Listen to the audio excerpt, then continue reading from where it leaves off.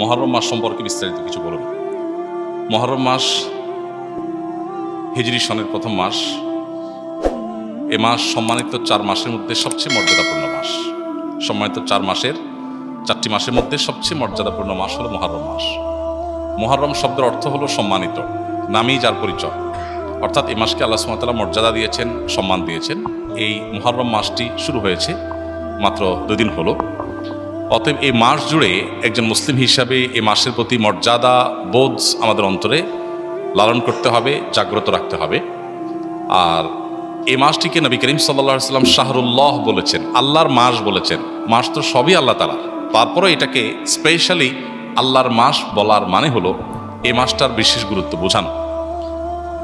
সব ছেলে মেয়েরাই বাপের সন্তান হলেও বাবা কোনো ছেলেকে যখন বলে তুই আমার সন্তান, তুই আমার ছেলে, এই তো আমার ছেলে, তখন এর মানে হলো তাকে বিশেষ স্নেহ মমতার কথা তিনি বোঝাচ্ছেন।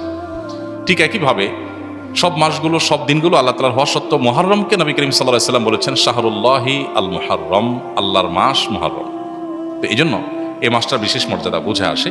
এ মাসে অন্যান্য সময় তো মাসের মতোই গুনাহগুলো থেকে, পাপের কাছ থেকে বেঁচে থাকার ব্যাপারে একবার হলেও আমাদের বিবেক বাধা দেওয়া উচিত, একটু হলেও আমাদের থামা উচিত যে আমি সম্মানিত মাসে সম্মান নষ্ট করছি, অন্যায় করি, অপরাধ করি, গুনাহ করি।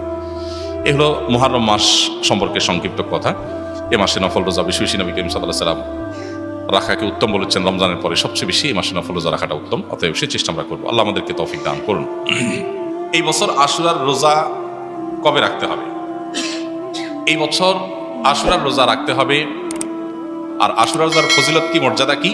নবী করিম সাল্লাল্লাহু আলাইহি ওয়াসাল্লাম বলেছেন সিয়ামু ইয়াউমি আশুরা আহতাসিবু আলাল্লাহি আন ইউকাফিরা সানাতাল্লাতী ক্বাবলাহা।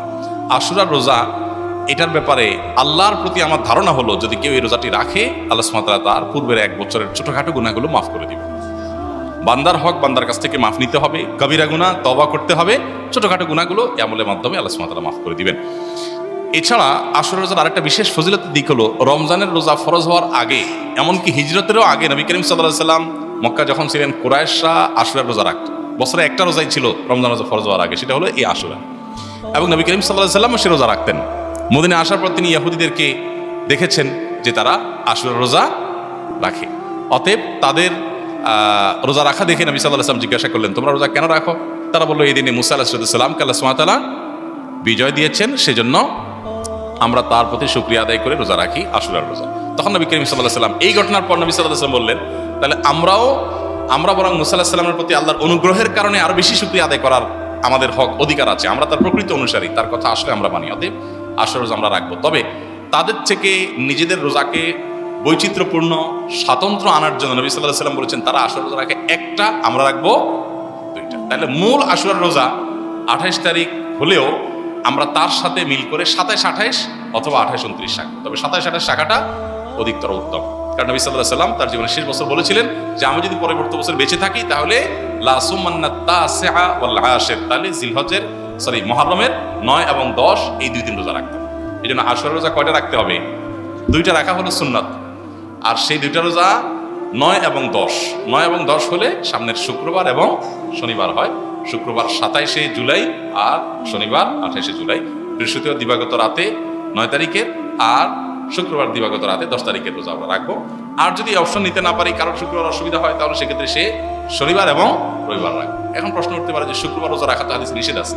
এর উত্তর হলো যে শুক্রবারকে শুক্রবার হিসেবে রোজা রাখা নিষেধ, কিন্তু শুক্রবারে অন্য কোনো অকেশন এসে পড়লে, রমজান মাস শুক্রবারে পড়লে আপনি রোজা রাখবেন না।